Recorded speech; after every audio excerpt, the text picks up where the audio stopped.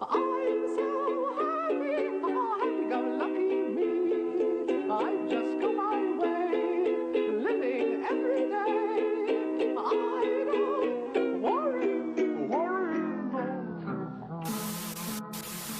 Ladies and gentlemen, boys and girls, welcome to the show.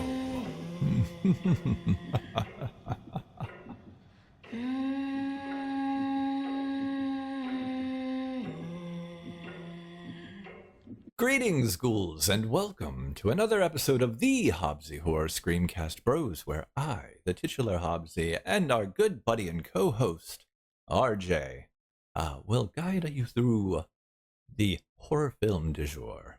How you doing today, RJ? Uh, Pretty good. Pretty good. Not gonna lie, might be muting myself in and out just because the voice has not been the greatest this week, but we're muscling through.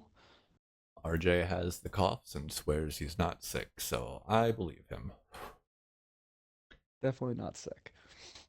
Well, hopefully It's just called the hellhole of Florida. it really is. It really is. Heat and pollen and moisture, and it's not a good time. Not a good time. Come for the theme parks, please don't stay. Uh, but yeah, glad you're here. Glad you're feeling well. If a little scratchy and coffee. I'm doing pretty all right myself. Uh, I think we can go ahead and hop into some things that we want to talk about today. I'm not big for the introductions right now. Don't know where we're going or what we're doing. We just have a good time ahead of us. Do you happen to have anything you're looking forward to coming up, coming out? Well, I know because we were kind of discussing this beforehand. By the time this episode comes out, this movie will be a week old. But I am very much looking forward to the new Quiet Place movie. It's supposed to be like Quiet Place Day One, so basically like where the shit hits the fan, and it looks very, very good. And then on top of that, when I think it was like a couple of days ago from this recording, obviously, Halloween Horror Nights announced a house based on A Quiet Place. So very, very much looking forward to that because I think that one might scare the shit out of me, and I am all for it. Yes, I can see that being a really good one, and I'm pretty hyped about it. Uh, I'm not entirely. We discussed it, and being the theme of the film and everything. Uh, how there's the good chance we're going to be walking through some dead silent areas, and I do believe that'll make the jump scare effects far more effective. Oh If there isn't a yes. whole lot of ambient noise happening around us at the same time. Um, Exactly, because a lot of times, a lot of the houses are like lots of music, lots of noise, lots of a lot of flashing lights, all that stuff. distraction. Yeah, Yeah. I have a feeling this one's gonna be a very, very like quiet, quiet ambiance, and then all of a sudden something's jumping out at you, or something's like banging or something. Right. And I'm not gonna lie, the quiet atmosphere is my most hated atmosphere. I can't even sleep with silence, No, let alone anything else. So I have a feeling that one might be really, really good, and I might pee myself a little. yeah. Yeah, no, might lose the bladder. The baby bladder might let go. Yeah, no, I'm kind of into it because for me personally, a lot of like the dark houses and haunted houses and all that good stuff. There's a lot of flash. There's a lot of sensory overload. And I know that's Mm, kind of an intent because it's supposed to put you off balance and make you more susceptible and all that. But really, it just leaves me feeling like I'm about to have a seizure. And I've never had a seizure before. So it's a really like alerting feeling. So I think I might prefer this to all that to that overwhelming experience. Like I always have fun when I go into them, but like half the time, if there's just a lot of flashing lights and craziness, like I'll walk through it with my eyes closed, um, like squinting half just to make sure I know where I'm going. But yeah, like there are quite a few houses in Horror Nights past that I've missed a quarter of them or a half of them because I'm walking through with my eyes closed. Uh, so I'm kind of excited about that. I'm here for a potential very quiet and focused experience, and I hope they do right by it. More on Quiet Place. I didn't know there was a sequel after the first one, Yeah, that so I one, never I saw that. believe, I think it's a few years old now. It could be at least anywhere between 3 and 5 years old, but it was, I think I like the second one better than the first one, I think. But they're both very, very good and like very on par with each other. Yeah, we're gonna have to. Yeah, whether it's content or not, I'm going to have to sit down and watch the second one just to have done it. Um, anything else? Anything else with that? That is about the only thing that's caught my eye so far. Oh, You all right, got all right. anything? I do, yes. Sorry, kids, I'm still getting my chops. There was an announcement. This is going to be old news by the time this comes out. I think we do this every time we talk about something, and then we think about it, and it's like, oh, this is coming out not this week, but 2 weeks from now. And this news is well old news, or there have even been times where we've sat down to record and something has already happened, so it's old news on top of old news. So this time at least we can preface saying, hey, this is going to be old news by the time you get it.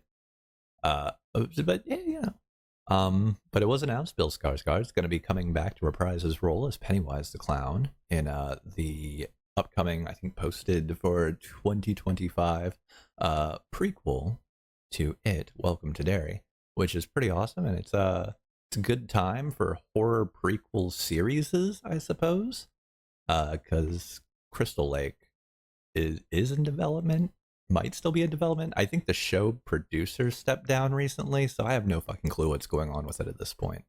But yeah, we could have a fun time in streamable series is coming in the future here. This is just my opinion, but I don't know how factually true this is. But I'm starting to think like the Chucky series, the success behind that Yeah, is kind of going into like, oh, hey, we can make a horror series based on, when we have a bunch of material, especially like the original It, the remakes and all of that, and right. all of the fucking Friday the 13th that's come out over the years, decades. But Well, yeah, like I said, that's just my honest opinion. I don't know if that's like an actual fact or not. But I watched the first season of Chucky. It was really good, and for whatever reason I fell off. I don't know why. Like, but it is still. I think they're coming up on like their last season now, right. if it hasn't already come out. But I've Well, heard very good things about it. they've only done what, 2 seasons I think now? season three just came out, Three. Okay, and I okay. think it's the last one, or there's one more, and then that either season three's the last one, or their season four is going to be the last one or the other. I can't. I also don't remember. Right. Um, I will say, yeah, probably the runaway. Can I say runaway success of the Chucky series? I don't know how runaway it's been per se, but I know it's done well for itself. I haven't sat with it personally, but I also didn't sit with the last two Chucky films that I Yeah, had no it clue existed. the series literally takes place like right after the last movie. Yeah, I didn't know those last two movies came out for the longest time either. And then I finally, like, when the series came out, that's when when the series is about to come out, that's when I found out about the last two movies, and I'm like, why have I not known about this? Right.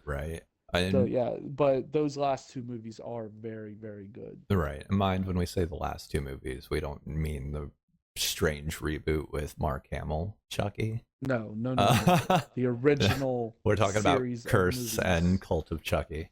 Uh, with oh goodness. I will say that yeah, probably the success of that played some into us getting these prequels. I guess you can't go forward into sequels with some of them. You could, I guess. Anyway, semantics. But I will say it can be thrown back even further, perhaps, to the Scream TV show, which didn't succeed, sadly. I It got one I never season, and watched it. I think it may have gotten a second season. But I definitely watched the first season. It was so good. They played it so well, turning that horror movie experience into an episodic series. I really loved that first season of Scream. Yeah, I never sat down and watched it. I've heard you talking about it, but I never actually sat down and watched it at all. Look, this just gives me fun ideas for future content now. Like, hey, you want to binge a season of a TV show? Break down each episode. Dude, we're running it. I mean, I don't know. Maybe. I was gonna say let's just do it all at once. That seems like a lot of work to do every episode. But yeah, no, it was really good. And it would be fun to get down and say, maybe break it down a little bit at some point, because that was fun. And maybe with these prequels coming up, and even getting into Chucky, because like I said, I still have to watch the last two films, and then I guess binge each season. I don't know, but we'll make it happen. Other than that, however, I don't have anything else on my radar or that I'm looking forward to currently. I sadly haven't had a chance to read any more of the Final Girl support group this week. It's been busy, and being busy, I've also found myself with a little bit of extra work to work on this weekend. But I'm going to try to fit some more reading in, because I'm missing it. I'm having itches for it. But other than that, no, I don't have anything new to report here. I guess we can just go ahead and move on then, eh? Hop To into the this. the topic of tonight's discussion. Yes, that being 2010's Devil, based on a short story, I believe, was it a short story or was it a book altogether? Either It was way. it was a folk tale, which we'll get into that a little later. Well, based on the folktale, yeah, we've got the whole Devil's Meeting thing with the folklore of that. But based on a short story by M. Night Shyamalan, or Mr. Shyamalama Ding Dong, as it were. Gotta specify that it's 2010, because apparently Devil is a popular title for films. It is a popular title, it and is. a very popular subject, and very Right. popular. It's just popular. The Devil's real popular, he's a real Especially when it comes to horror. social butterfly of sorts in the scene. But yes, released September 17th. The film is directed by John Eric Dowdle, who also did Quarantine and As Above, So Below. Quarantine being a really badass film. Very, very good movie. That was a that was a foreign film originally, wasn't it? Quarantine? Yeah. Was it? Yeah, I believe Quarantine is based off a foreign film original. I'm not sure. I'll have to double check that yeah, I and get think back to you with the I think- facts, but I think you're that's the right. case. I think you're right on that. Good movie though. Great movie. Halloween Horror Oh, yeah. Nights had a house for that. I think the first year I went, back in the 2010s. Early 2010s. Ew. Oh god. Anyway, the screenplay was written by Brian Nelson. As I said, a story based on a story by M. Night Shyamalan, with Mr. Shyamalama Ding Dong taking production credits along with Sam Mercer. It was Shyamalan's production company, I believe, that handled the film production. Yeah, because it was pretty major in the opening credits. Yeah, it was very featured. Night something or other. I don't know, man. Yeah. Me and Shyamalama don't get along these days. Yeah. So yeah, as we said earlier, the inspiration of this story, movie, all that came from a folktale called The Devil's Meeting. And basically, the folktale is basically about like the devil in human form walking amongst, everybody, torturing people, and and I guess however the devil does that. Right. Yeah, no, when I was looking into that specifically, I realized, oh hey, I actually know quite a few of these cases of the quote unquote devil's meeting where the devil shows up, and weirdly enough, a lot of them are the exact same, just taking place in different locations, Yep. including like a mysterious captain showing up at a manor house during a storm, asking for lodgings, and ends up staying up with the family playing cards or something. And there's always a daughter who happens to drops something and looks under the table and sees a pair of cloven hooves, to which the devil is found out and bursts through a chimney or a ceiling or any number of things. A lot of fun stuff in that folklore. But yeah. So it was already kind of an interesting premise for me. I didn't even know about the short story that Shyamalan did or whatever. I'm interested in that. I'd kind of like to read it myself.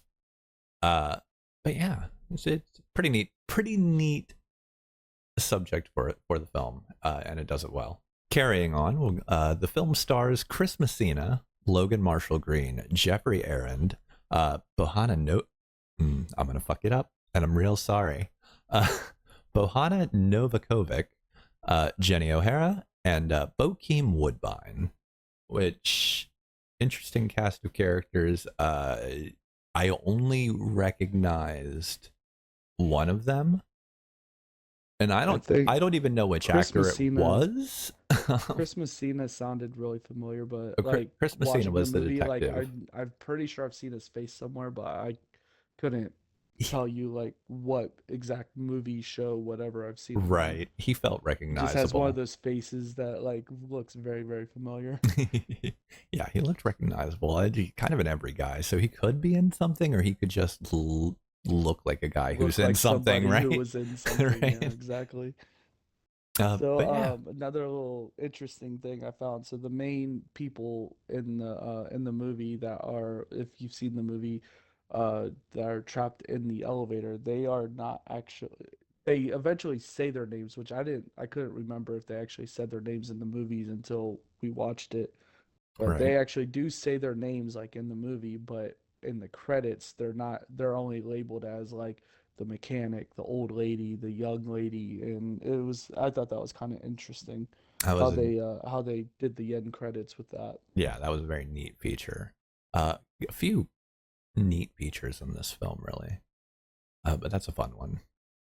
And I liked seeing at the end, and I kind of going through the film and trying to piece together who was who, where. Some are obvious, but I mean, some you're not going to get until a reveal. Yeah, overall fun way to introduce people, or rather, to credit the people.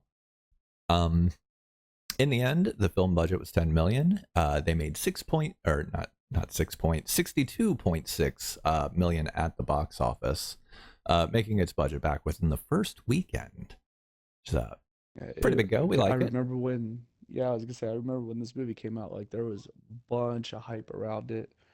I mean, I don't know if I've said it on here or if I've said it off, off air, whatever. I am not an M. Night Shyamalan fan. Right. His movies are, I'm sorry, they're just not good. I know he didn't like I know it wasn't him like directing this movie or anything like that, but this he has his hands on it, and this is probably my favorite movie that he has done. Because like I said, his whole like, oh my God, there's such a huge twist at the it's they're usually pretty stupid, but this one it actually is very, very good, and is, like I said, it's probably my favorite of films that he's either directed or had his hands on in some way. It definitely did a good job of keeping me misdirected. I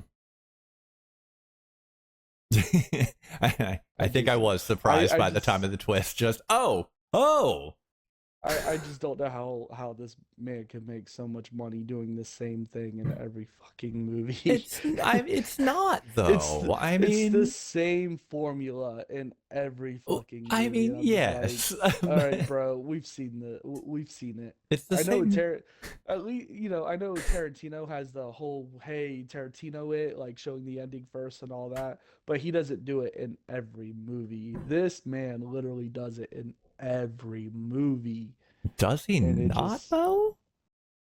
Tarantino? Yeah. I No, he mean, doesn't. I Not mean, in every he does a movie. lot of time cutting. From Dusk Till Dawn, he didn't show the ending at the beginning of that one. Okay, there wasn't time cutting in that. Fair. You want an example? Boom, example. Fuck you. Anyway, uh,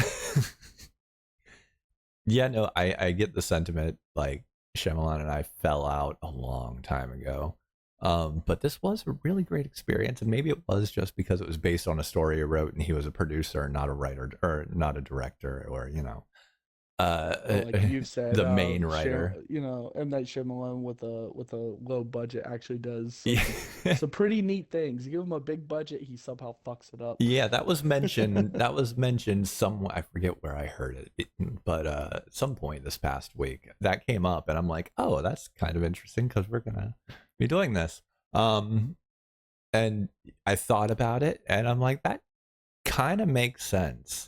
Like, if you restrict this man's budget, he will find a way to make things work in the most excellent of ways. But if you start giving him money, he's like an artist who can't stop touching his paint after he's I mean, completed the image. but when he has his own production company, it's kind of hard to give him a low budget.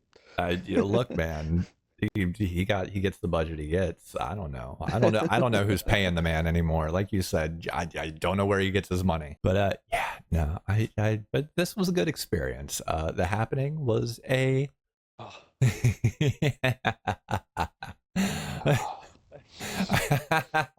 I'll let you go on that one. You go ahead. No, I'm not. I just gotta You slip. know how I feel about that movie. It's got to be slipped in like once an episode. I think now it's tradition at this point. I don't know. But yeah, I don't have anything else on this. There's not a lot of information to the film, unfortunately. Really, I was really surprised at the lack of, because like looking up facts, looking up like little things, like little tidbits about the movie, there Right. really wasn't a lot.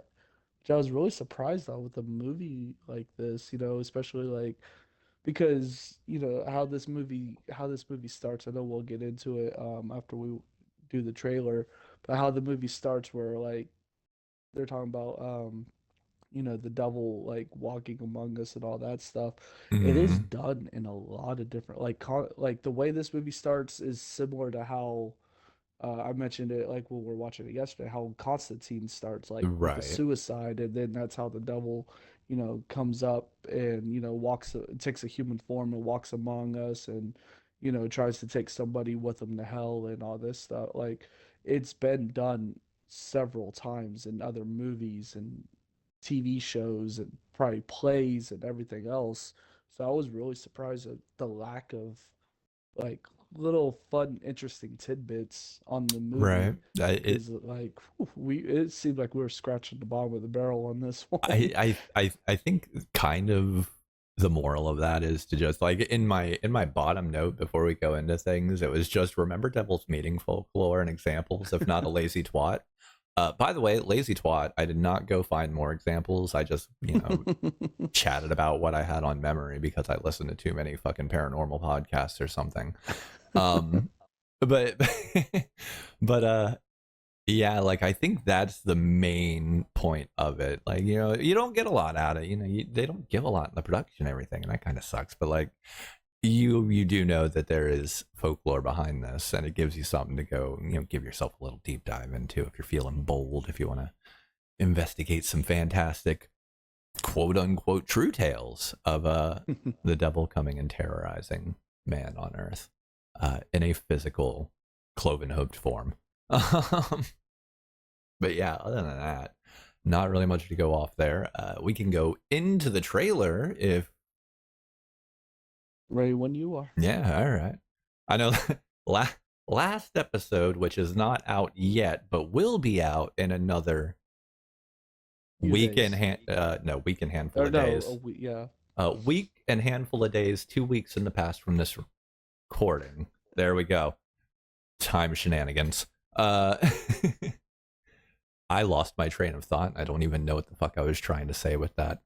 Talking about last week's when we were not in sync on the trailer. Correct, and thank you. I'm so glad that someone manages to keep their brain cells rubbing together. Yeah, we were a little behind. I think I was a little ahead of you, and there was some not miscommunication because I understood where you were in it. So I could respond back, but yeah. We're gonna try to avoid that. There was a lot in the last week's 2 weeks from now's 2 weeks behind's episode that I, dummy me, missed in the whole editing process. So I apologize for the 20 seconds of overlap chatter that happened there. But yeah, we can get the trailer. I have it pulled up. Same. I say I have it pulled up and I flip over to the film instead. All right, I'm ready to go. If you're ready to go, Ready to go. let's go. This is a very long hold on the following preview green screen. Weirdly long, feels unnaturally long. The Night Chronicles. That's the production. That's the company. production There it company. is. I love the shooting because Hey, lady, you gotta sign it. that upside down camera, like it's so simple, but Don't blame me. Yeah, like I made a comment like when we were watching the movie, like the opening credits where it's the upside down camera like that and all that.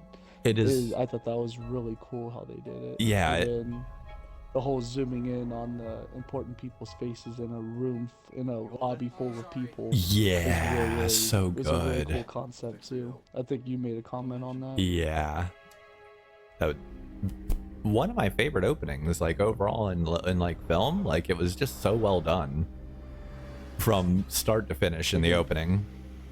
To my surprise, M. Night Shyamalan had his hands on it and somehow it was well done. I joke, Oh, sort of. the whole premise of it, like taking place in an elevator, Relax. Yeah. really the majority good. of the movie inside an elevator. Yeah, it was. That's why I was kind of giving the little preview to this in the last episode. That's when you're trying to Have anything sharp on 'em? ask me like give like a quick little preview for it. Like it's very tight spaces. Very tight spaces. No, it's an excellent premise. This trailer is doing a really good job, pardon me, of building the tension. Oh yeah. And yeah, it like from beginning to end of the whole movie, that's all you get is just Oh yeah, it's a constant slowly- escalation. the building, the building escalation, the distrust, and all of that. It was really, really, really good. Oh no. Not Dwight.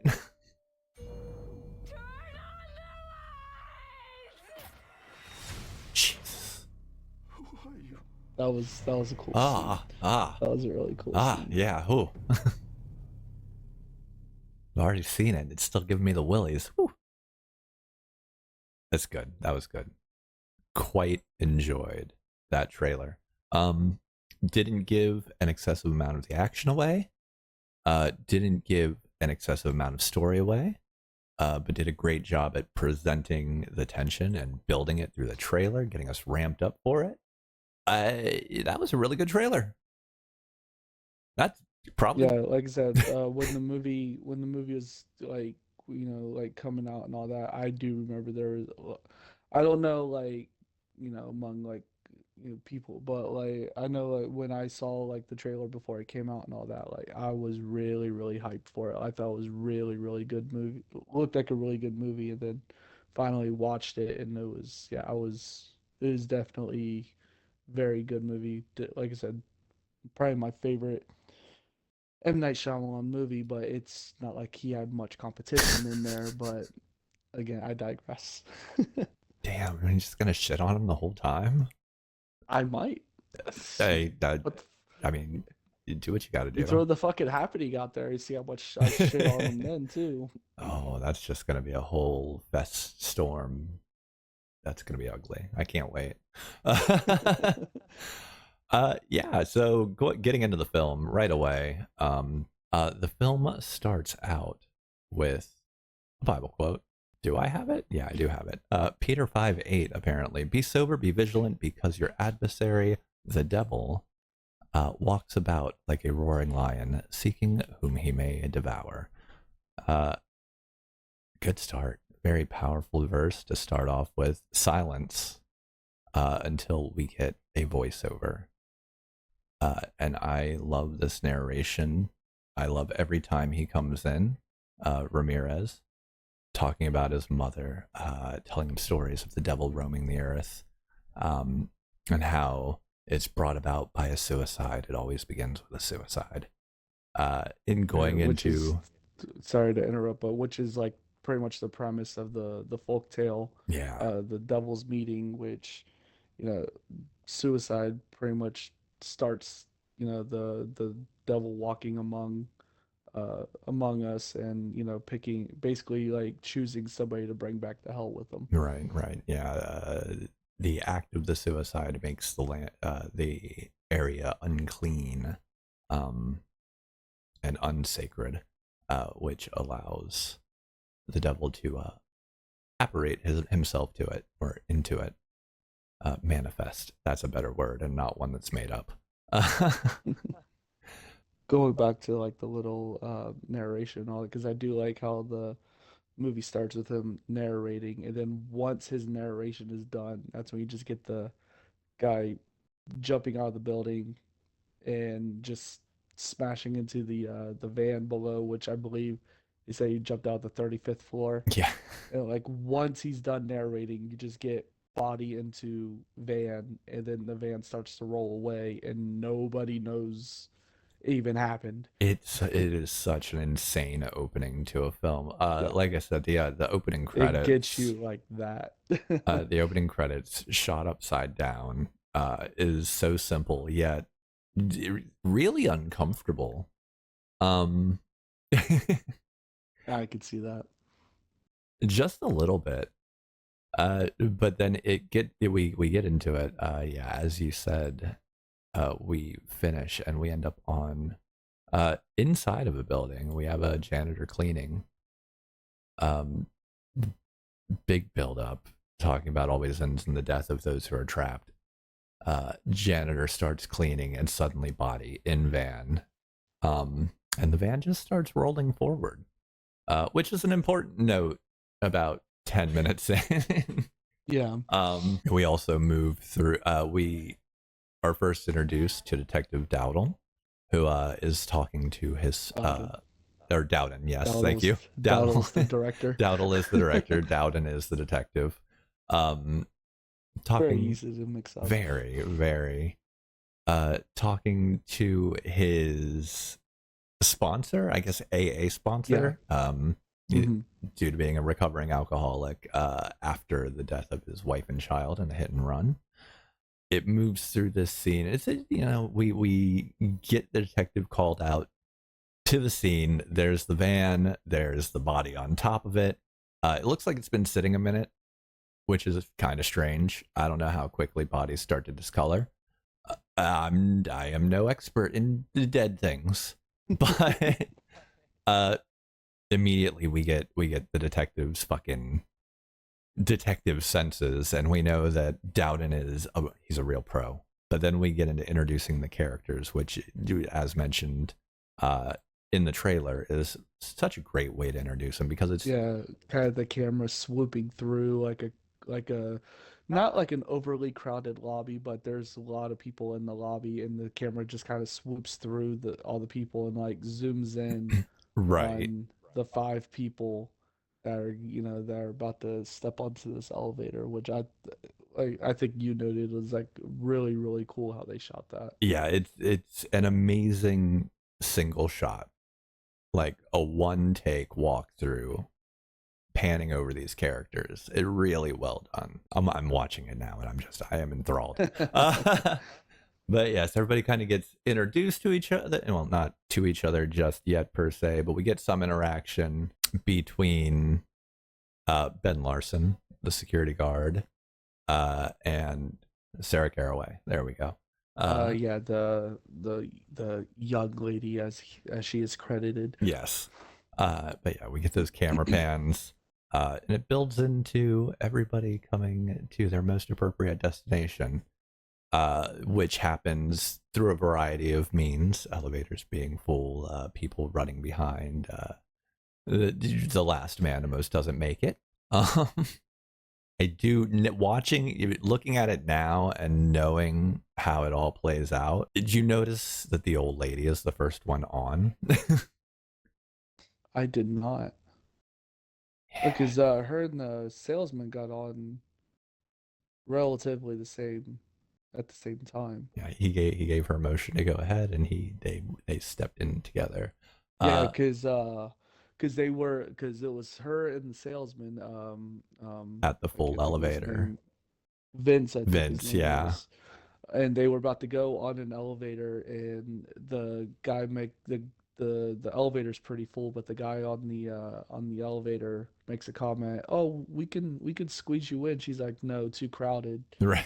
And then that's when the elevator behind them opens up, and then both of them get on the elevator. And then one by one, the other three Right. get on. Yeah, that's just something I hadn't noticed in the beginning. I also forgot to mention the opening music in the opening credit. The music in the credits was banging as hell. There's not. You mean the one song that's credited? And it's the most Shh, annoying shh, shh. Anyway, song. I just have a bunch of random notes as we go. Everybody gets in the elevator. We get this weird kind of tension between everyone right off the bat. Mainly because Vince can't keep his eyes from roaming. And Yeah, maybe gets caught. He's like your typical sleazebag See, salesman, you might think mattress salesman. you might mattress salesman. You might think he's looking at her butt, but they showed a lot more foot down there than ass. Hey, he's just getting the whole view of the package. I think he's got a thing, which he kind of That could be it too. he gives off foot vibes. I'm gonna say he gives Bigfoot vibe. If he not anyway. I have a note, Granny, the Granny glare for the peeper, because he Oh yeah, looking up and the old woman is just giving him this Check it out, disgusted yeah. look. that was pretty good. Oh man. But I hate every bit of it. I said something about the whole building being, oh, this whole building kind of fucked. I don't know what that was for, and Well, yeah, I mean, you had a suicide from the building, and then these five people go in an elevator, then suddenly it just gets stuck, and nobody knows why it's stuck, or it's not even showing that it's stuck from like the security, from the that's yeah, maintenance man, and all of that. that's where that comment came in, where it's like, oh, so everything's fucked in this building right now. Why is elevator 6 in inspection mode? I had another note that's just my mom's 78. Have at it. Oh, that was the security guard and the maintenance guy going back and forth, Oh, and Dwight. he said something about the security guard said something about like bending over your mom over a console. Next or time I something got like her that. He's bent over the like, console. My mom's my 78. mom's 78. Have at it. Yeah. Everyone in this movie is kind of a twat. I'm just gonna say it. There are no good, nice characters except maybe Detective Dowden. And I had high hopes. I'm not gonna lie, but Mr. Hoodie Man, the mechanic, I was really hoping that he was the villain the whole time. I had him pegged as the villain the whole time. You're suspicious. You were very suspicious of him 'Cause from literally the beginning. He's the only like he's really sus in the beginning because you see him kind of standing outside the building. He's got like a bag and stuff, and then he doesn't have any of that stuff when he gets in. But he's the only one that seems like a nice, not asshole person. We get old lady Karen who hassles Ben the security guard about being stuck after he tells her that it's his second day. Really, the tension starts kicking in almost immediately as soon as the elevator goes down. Yeah, I mean, again, you got five people stuck in an elevator for no reason Right. whatsoever, and then strange things start to happen, like the lights start to flicker, and then when the lights go out, and then when they come back on, Sarah, the young lady, as she's credited, has almost, I think they call it like a bite mark on her Yeah, they back, say it's like a and bite. And then that's when, everybody starts getting suspicious. And Vince, the salesman, has blood on On his his jacket. suit. So they just immediately, he did it. Yeah, it ramps quickly. Before we even get to that, I mean, everybody just you get the feeling that everybody's an asshole, especially Vince. Sorry, Miss Manners. I Uh, mean, even the old lady was like very impatient and, yeah, get it open, call somebody. How do you not have a walkie talkie? And right. They're in this fucking elevator for all of 5 seconds stuck, and they all lose any sense of decency. It feels like everybody turns into a fucking sniper. There's no trust in this elevator. It's a weird situation. I get it's uncomfortable, but they everybody's not having it. Poor Dwight is trying to get things fixed, and his hat goes flying off his head while he's on the roof. And for some reason, this idiot goes running towards the ledge like an asshole. That scared me. I thought he was going to eat it right then and there. Thankfully, he does not. And we get more scenes of Detective Dowden being the supreme detective, making the walk around the building. He's about to discover the building finally. And comes across janitors sweeping up glass. And that officially turns this whole thing into an issue. And then just after that is when we start getting all the bullshit happening in the elevator. I would be super uncomfortable. I probably would have gone out through the ceiling. Like that would have been a better option, I think, at that point than staying stuck when the lights are going out and people are getting fucked up. Just me. I don't do heights or anything like that, so I'd be just, probably in the elevator in a fetal position freaking out. I So would that's be just me. at the next door up, hoping and praying that somebody could get it opened. Let's see. They take their sweet time intercomming into the elevator, going back just a hair, to let them know that, hey, we've got people working on it. Like it had to have been a good 5 minutes after they'd been sitting up there and talked to Dwight before they finally got on the intercom and let people know, hey, we're going to help you. But yes, things start getting tense as soon as the lights start flickering, first with the lights going off. And old lady assuming Ben put hands on her, which he did actually. The lights come back on and he's getting a big old handful of old lady tit. But with good reason, he has a fear of the dark and tight spaces. And it was a panic attack. He just gave it a panic squeeze. I can't relate, but I imagine it would make anybody feel better. Cannot confirm. We start getting panic. The mechanic starts searching for a way to open the top panel. He opened the top panel to help Ben feel like there's more space That's- than just in the elevator. That's right. Give him a little breathing space. I still would have climbed out at that point. You're not keeping me. But I think Ben actually brings up trying to climb out, and the mechanic tells him that, we're a lot safer in here. Yeah. Poor Dwight. I'm cheering for this guy the whole time he's moving through this building, running through raccoons and pigeons and all sorts of things that I don't think should live inside, a skyscraper. But I guess they do, and I'm kind of intrigued by that. I kind of want to live in the back walls of a skyscraper too, just to experience it. They keep reassuring them this whole time. We're going to get the elevator back on. It's fine. Everybody, calm down. And meanwhile, tensions continue to flare. And then we get Ramirez. When does Ramirez spot the face?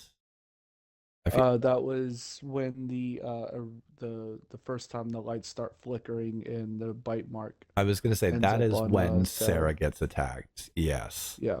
And the look on his face. This man goes from just regular old security guy to Latin Catholic real quick. Almost like a switch, all the old world trauma comes flooding back.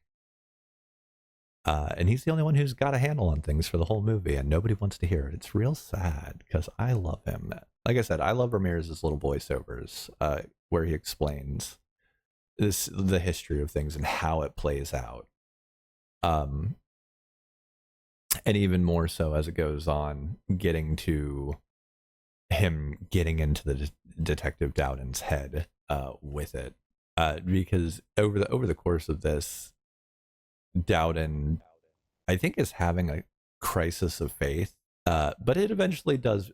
It eventually does get in. But yeah, Sarah is our first victim, ends up with a wound on her back. But yes, this all leads up to our next death. When the lights start flickering again, we end up with the mattress salesman. And he has his little mattress salesman speech in between this, talking to the lady. He's a real smooth talker. He's got a great pitch. I think that's one of my notes.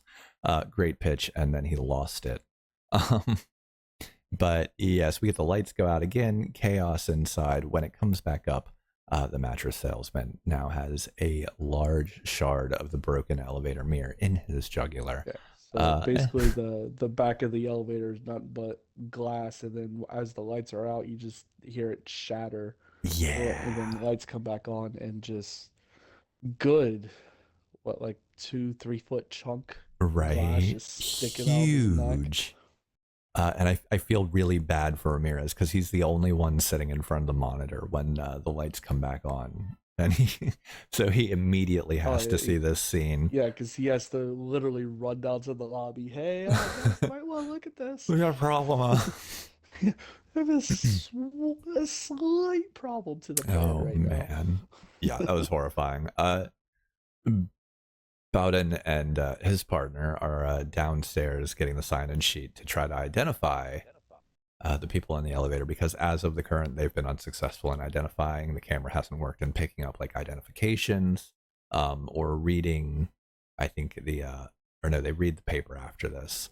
But yes, more chaos, more badness. They come back upstairs. It's at this point they need to identify him. He has a piece of mail in his pocket, so they ask that it's the mechanic who has to reach down and get it. Pull this piece of paper out of his pocket. Turns out to be a piece of mail for the Better Business Bureau. Yeah, that part I just remember. He's like, I need a the detective on the walkie, like talking to the people in the elevator. I need a volunteer. And of course, mechanic Tony raises his hand. Yeah, I'm gonna need you to grab that piece of paper out of his pocket. And then my immediate thought was, fuck, why'd I volunteer? Right, immediate regret. I mean, you could just tell as he's like going to pick up the paper, his hand's just shaking like crazy, and like, fuck, this was a bad idea. Why'd I raise my hand? Right, and like I said, as it keeps going, I keep thinking like he's the good guy in this elevator, which immediately puts me on alert. I'm like, okay, well, he seems like the only like good non-asshole in this elevator. He's obviously the bad guy. Poor guy. So yeah, Bowden and his partner use the sign-in sheet to identify the group. They get most people. They already know that Ben Larson is the elevator guy from the security, and they immediately order for a background check on that gentleman. They identify Vince by it, like Bowden goes and does this detective work. The mail in his pocket, which leads them to speaking to, I guess, the Better Business Bureau. And slowly, Bowden gathers the information for everyone, including the elderly woman identified as Jane Kowski, who was caught on the lobby security camera stealing a woman's wallet. Yeah, like nobody in this elevator is a saint. Let's just say. Right. It all comes out. We get the reveals of everybody by their name, by what they've done, and they're all assholes. The only one they don't have information for, the mechanic, who is a former Marine, and they can't identify him because he didn't sign in, which automatically casts more suspicion on him from their perspective, I suppose. But I was hard set on him. I was so hard set. But yeah, everybody has their reason for being in here, but the fact that he didn't sign in, they've got no ID on him, makes him the main subject. They review the security footage and come to find that he had entered the building with a bag that he didn't have anymore. They immediately go down. Detective Bowden starts busting out his master detective skills. Determined he probably went in the bathroom. They get in there, find the pouch, turns out it's a bunch of tools, and that points them to questioning whether it was enough and if he had time to sabotage the elevator, if there was a reason for this. They also link some other stuff in there to Ben being the bad guy. because because he had of quite a few assault charges and beating. I think it was like one of them was like beating a guy with a bat. yes, he has a history of violence, and also they boil down to Sarah Caraway trying to allocate her husband's money during a whole big of fuckawitz to leave him with it. So they assume that maybe Ben is there to Hired. murder her Yeah, by her husband, yeah. who owns Caraway Security, who is the Which security is for the building. for the building. Right. Yes. There It's is just like I said, I'm pretty sure this is about the part where I'm like, yep, the math is mathing pretty Yeah, hard right right. now. uh, it casts suspicion on everybody. The film turns everyone into a red herring, essentially. Really good, really well played. They continue through. Ramirez shows Bowden, finally gets Bowden to look at the image, because before he wanted to show him the image of the face on the cameras and got told to shush off and he was being crazy. But Bowden does not believe him at the time.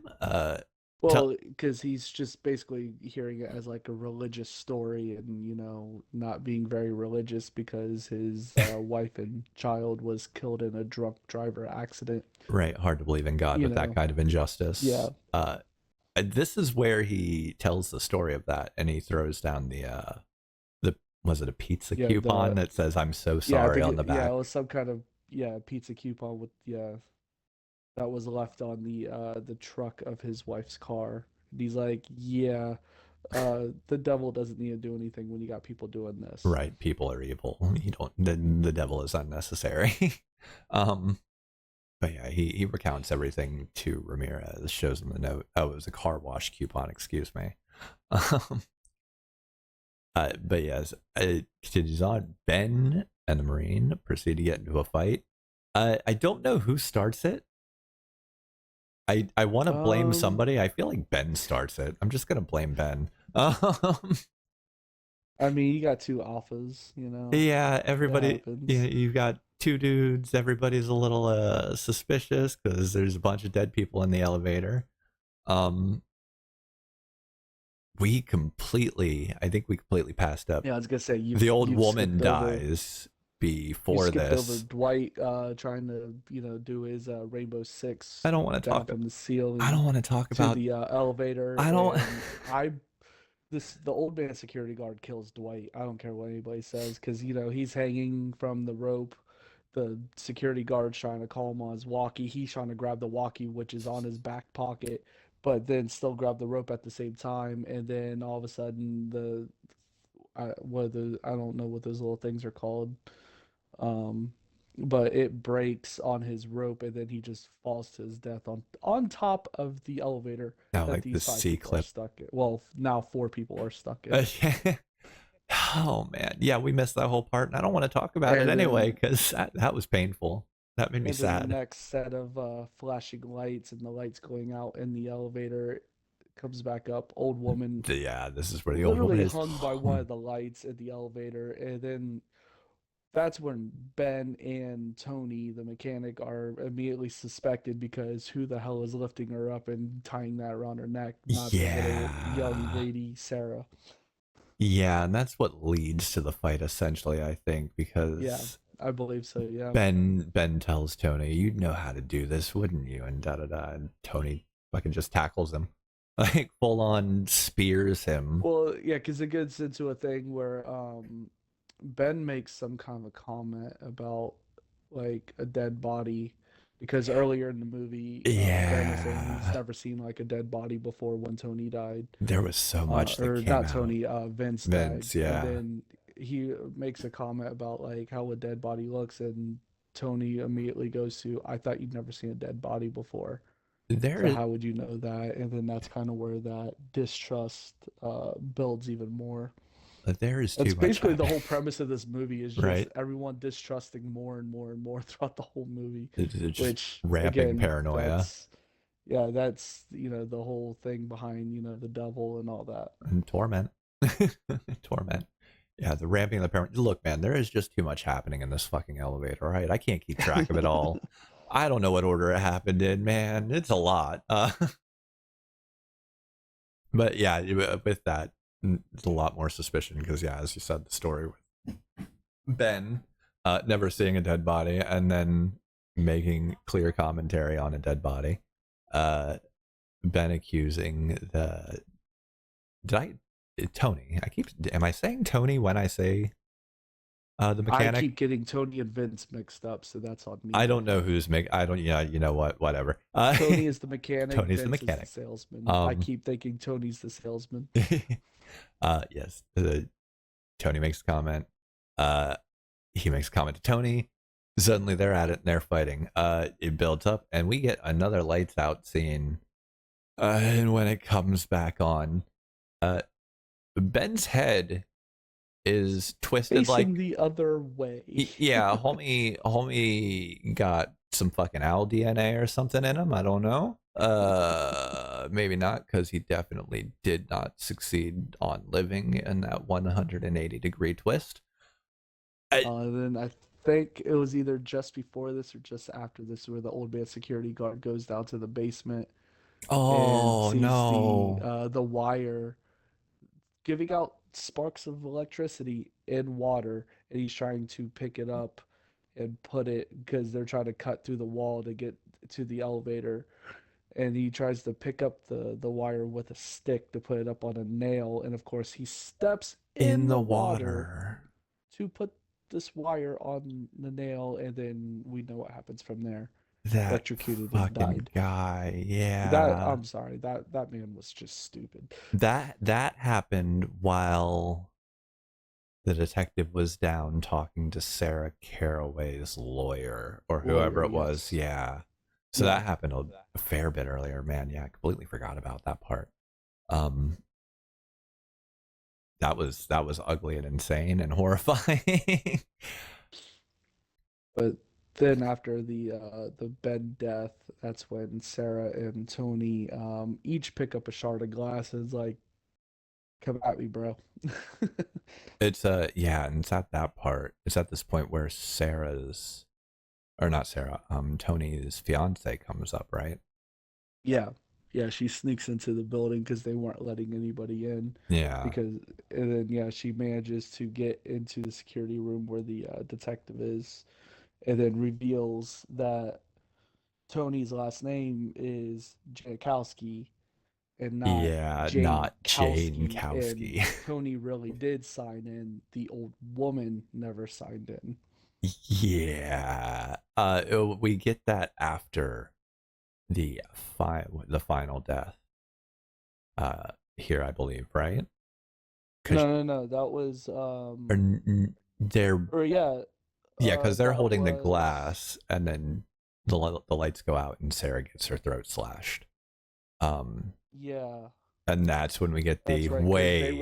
they were about ready to go at each other. The detective gets them to both drop the glass, but Sarah still had a shard of glass In her back pocket. and that's when she bites the dust, and then we find out, Tony Jankowski, not Jane Kowski. Yes, and as soon as that's revealed, boom, there's your big fucking Shyamalan twist.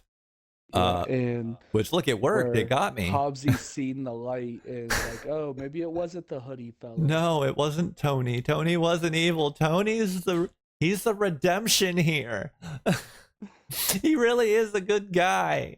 The old lady that was hung from the wire suddenly rises black as hell eyes and reveals she is the devil in human form, and she has picked Tony as the person she wants to take to hell with her. And that's when basically where Tony he basically is like trying to trade his life for the other four. Right. And that's when he reveals that he was the drunk driver who killed who ran into the detective's family's car and killed them and left the note and drove off, but he was never caught or anything. He makes that call over the radio and reveals it to everybody. Reveals it to the detective, and yeah. And even, then that's when the devil's like, I really had hopes to bring you with me, but right? Well, you fuck, just had to be a good guy. you redeemed motherfucker." yourself. A shame. I really wanted to claim you. I think we had a little something before that. I might be incorrect. Oh, I'm just so? scanning things really quickly. Oh, Ramirez, because finally, Oh yeah. Dowden starts. He's like, well, Say your hypothetically, story was true. What happens? And he literally just like right? everybody dies. Yeah, explains to him like everyone dies, and the last person will be killed in front of their lover. Yeah. So you see, then you have Jankowski's fiance in the room, and it's a very tense moment. But he does the confession, and the detective hears everything, and it saves him from being murdered and taken to hell by the fucking devil, which is that's cool. That's a nice little redemption bit there. And it carries on. We finally get. We fast forward through some things, yada yadas, the wrap up and conclusion to Tony being in the back seat of Dowden's cruiser when Dowden reveals that his wife and child were the ones that Tony killed in that incident. And he tells him, he's thought every day for the last 5 years about what he would do if he had him, what he'd say, what he would do to him. And he turns and he says, and you know what? I forgive you. And I think that is really just like a weirdly perfect bow on the end of a really weird but excellent premised film that maybe stumbled in a couple places. Yeah. But for the most part, it was a very intense, fast building. Like it was 80 minutes. It's 10 minutes shy of everything else we've watched so far. Yeah, it was just from the beginning, it was just this tension just slowly creeps up throughout the whole movie until like the final like reveal and all that stuff. And then as it goes just before it goes to the end credits, you have Ramirez narration of his mom, telling the story to the kids and all that stuff, and then basically saying, calming them down at the end of the story, basically saying, well, you gotta think of it this way: if the devil is real, that means God is real too, and then that's how the movie ends. This weird kind of cold comfort. Yeah. But yeah, overall, really good. I enjoyed it a lot. Yeah, I was gonna ask you, since I've seen this before, and you were completely blind and you didn't read anything about this movie before we watched it, correct? Yeah, I mean, the most I got out of it was just from the little like research section, going over the production notes and everything, and like catching maybe a hint here and there at the plot synopsis while researching specific parts of of it. So, but for the most part, I tried to put myself through this as blind as possible. And then what would you say about it? Like, what, I guess I know you kind of already gave you like your observations throughout the whole thing, but like you're just going in blind, what would you like, with all basically like your observations of the movie? With all films with a twist, I mean, they're only really good for that one first pop. This one was really good for me because my last note for this is the thing that I pretty much shouted as it happened. Oh fuck, it's the old lady. Like my mind was blown. Like, what the twist? Really especially killing her off so early. I thought that was really good. At the end of it. I was like, all right, we'll give you this one. Shyamalan ding dong. Right, you got me there, Shama. Yeah, no, for a first watch, going in like completely blind on it, really good, really good. Like I said, I with a couple little stumbles in it, like maybe just in the acting or whatever, maybe line delivery or whatever. But beyond that, just like I watched fucking Night of the Living Dead, man. I can't really talk about line delivery or acting, but no, just the pacing of the film, the constant, just like almost like boiling a frog. That Yeah. whole adage about boiling a frog alive, just slowly turning it up so it doesn't know it's in it until it's like already fucking cooked. I got that feeling with this movie. Like it was a good slow build, and you're like, you're in it, you're in it, you're in it. You think you know what's going on. You think you're ahead of it. With all the with all the swap arounds and switch ups and red herrings, and then it still pops up and punches you in the throat at the end. I do love a good throat punching at the end of a film. So no, that was really great. And like I said, the even like just the premise is a fun premise. It's a cool premise. If you believe in true tales of the devil coming and terrorizing people, and even if you don't believe in them and you just want to have fun, I definitely recommend looking into them. There's a lot of fun ones there. Some involving the Hellfire Club, which that's cool and fun. A little bit of history in there as well. But overall, the movie's great. The premise is great. I want to read the short story now just because books are better, I guess. I don't know if Shamalama's book is better, but like, I doubt he had a big budget for the story, so maybe it'll be good. No, but I do want to read it. I'd love to dig in more to what the story was about behind it, and I want to look into more just like production shit that's so hard to find. I want to find fucking quotes. I want to see what people thought when they were filming. I didn't even look at the rest of the actors to see what they went on to do, and if they if they stuck in the medium, if they've done any more horror, or what they might have done beyond it. But yeah, overall great.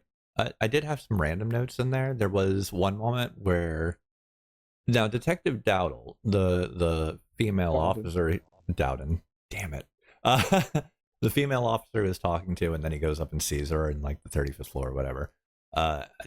Weird cop dating trope that comes up so often in like every police drama, and can we just stop? Can we stop? I mean, it was just like a little like 5-second thing, though. It's not like something they tried to like really throw in your face with it, so it wasn't as bad as other movies have made it. No, but I feel like it was kind of just like a weird pointless fluff to give Dowden something else to do, because not a lot of information was really I guess it was more just to kind of give him a little more character, like, he lost his family 5 years ago, and now, but he's he's moving sober on, he's and healing. now, yeah. So to kind of give that, like, I guess maybe the end scene of him forgiving the a little more Tony, depth. yeah.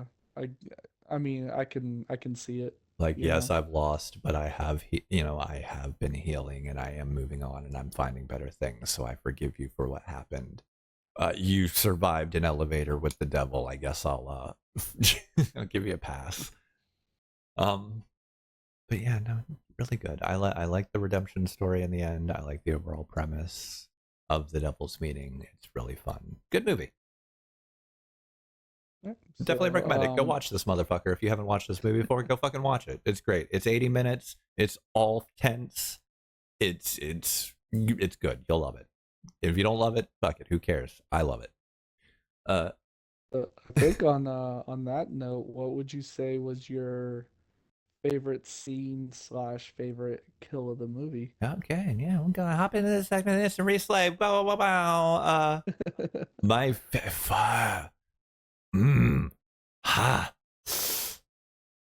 I'll start with my least favorite, most unnecessary. Dwight. Dwight didn't deserve to die. He ran from the bottom of that fucking building to the top of that fucking building. He went down an elevator shaft. He didn't deserve it. He was better than that place. Favorite death? I think the old woman. And I know technically she's not dead, but I was curious which one you would go with. Okay. The old woman, or the opening scene. I think that was more the human form dying, but not Right. obviously not the devil dying, but that was like the human form of the devil dying. It was like, whatever. It's either that or the opening suicide. Okay. Because it's there, it's sudden, it's just a body hits truck. Hell Yeah, of a because I way was to gonna start ask things you, off. because I was gonna ask you with a follow up, because obviously you have the favorite kill, but what was like your favorite overall scene? ah, ah, ah. Hmm. Yeah, I know it is not an easy one. I'm pretty sure I have mine narrowed down, but it is not an easy one to pick. It's kind of hard because it all takes place in an elevator. Yeah, I What's your mean favorite scene? The that's what elevator one? the hell. Um, oh shit. Uh, I really enjoyed. I'm gonna go with one of more levity. I really enjoyed the proper introduction of Vince, where he presents himself, and he goes into Okay, his got you. he goes into his Goes into a spiel salesman of mode. his fucking pitch for this mattress. Calls the old lady poor, essentially. It's like I can see by the wear of your shoes that you need a good bed to lay in. Are you making fun of my shoes? Right. No, but there's people who might not have as much money as the Mormon, makes a nod to Sarah. I have a gift for telling how well off people are Right. just by how they The look look and of what their they wear. clothes, right? And believe me, lady, you are living nice. Right? You ain't no something sleeper or whatever. Yeah, something like that. Uh, yeah, no, that's the only thing I enjoyed about him. He was fun there. He was fun when he was singing too and just annoying people. But I know if Oh I my was in that God. elevator, I'd have fucking beat I his would have ass. punched him in the Uh, face. I ain't locked in an elevator with you, buddy. You're locked in here with me. You're gonna stop singing. So I'm gonna say that I will secondary it with again the opening suicide because that immediate shot is so powerful. It is a hell of a way to start things off. But yeah, I think that'll do it for me. I think. What about you, bud? What about you? What are you looking at with it? I would say my favorite. I'm agreeing with you. The favorite kill I think was the old lady. So good. Just because the lights go out and then all of a sudden they come back on and she's just hanging there, and then that really throws you off her set. Right. It was so sudden and so So fucked. yeah, I thought that was really really good. Um, I would say my favorite scene is just the opening, from the opening credits to Ramirez narration to the guy Yeah. hitting the van. I thought that was just a really like badass way to open a movie. Yeah, Like, I that thought that was whole really really cool. the whole opening. I agree. Mhm. Is fucking amazing. Least favorites? Do you already say least favorite? I wouldn't call it an unnecessary death. I'll just call it dude being fucking stupid. The fucking old security guard trying to pick up a goddamn wire that's in water and then steps in water to pick it up. I'm like, dude, I would come on, argue bro. he kind of has it coming. I'm not saying he doesn't have it coming. I'm just saying the motherfucker's stupid. We're gonna have to add a new section to the segment of which motherfucker had it coming. Um, Okay. right? I mean, you could probably find a lot of that in most horror Yeah, movies. there's Who had it coming? always a motherfucker. In Night of the Living Dead, it was Johnny. Johnny had it fucking coming. In my opinion. Here, definitely that fucking security guard. Like, that is just dummy moves. Dummy fuck. You picked it out of the water, buddy. Why are you putting your foot in the water?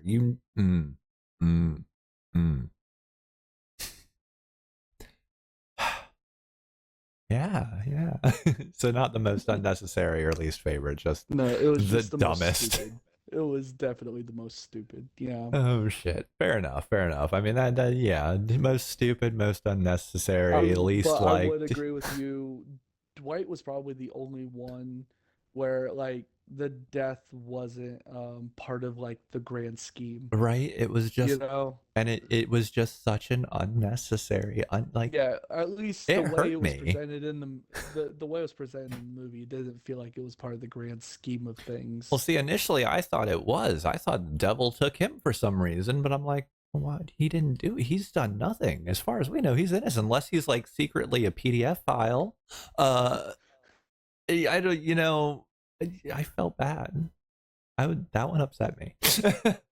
I cried out, "Oh no, Dwight!" um, yeah, no, that fits into my most unnecessary, or just doesn't fit into the overall theme of the deaths. But yeah, anything else here? I think we pretty much This covered just about everything, yeah. this is gonna end up being our shortest episode. Let's go. Oh, Apologies if we didn't get enough into it, but they didn't have shit for us in the production.